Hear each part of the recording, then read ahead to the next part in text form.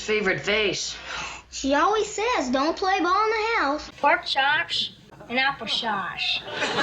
That's swell. Marcia, Marcia, Marcia. Hey, you guys. Oh, my nose! Welcome to Here's the Story, a Brady Bunch podcast. Hey, I'm not going to tear this thing apart. It's my favorite show. Episode 10, Every Boy Does It Once. This was the 10th episode to air, but it was the 15th filmed. Bobby and Cindy and Tiger are watching a television adaptation of Cinderella in the family room. I'm going to assume this was the one from 1965 starring Leslie Ann Warren. When it was over, Bobby started wondering if stepmothers are really that wicked in real life. As the episode unfolds, Bobby gets the impression that no one in his family cares about him anymore, and he decides to run away.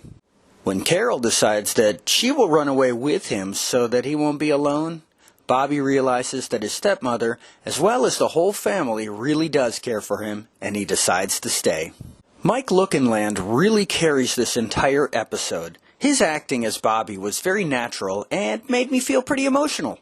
I recently joined 3 Brady Bunch Facebook groups and saw that the majority of people there said that Bobby was their least favorite Brady. I don't get it. And this was one of their least-like episodes. I disagree. But then again, I may have a least-like episode, but I don't have a least-like Brady. Not even Cousin Oliver or Fake Jan. Alice says that she's known Bobby since the day he was born. They are just not keeping her hiring date straight here. Marcia mentions their next-door neighbor, Mr. Dittmeyer, and his 2 daughters for the first time.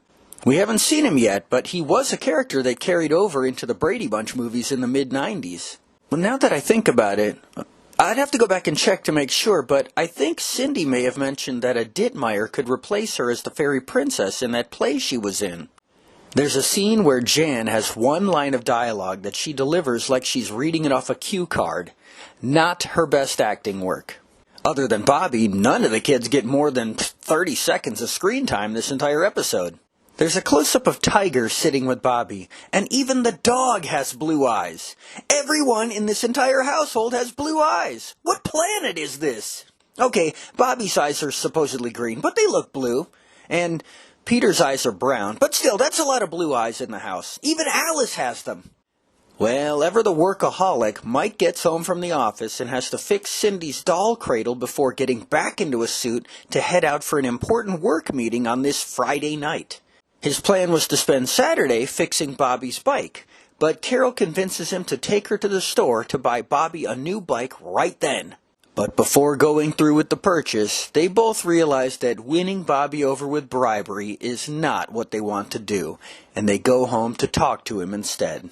There was a day in 1982 that my dad pulled my brother and I aside to tell us that he had been feeling bad about being mean to us and bought us some G.I. Joe toys.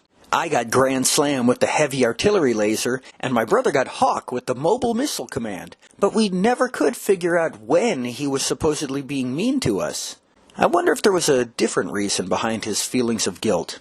Back at the Brady house, Mike goes upstairs to talk to Bobby and tells him, when a person isn't happy where he is, he has every right to look for a place where he can be happier.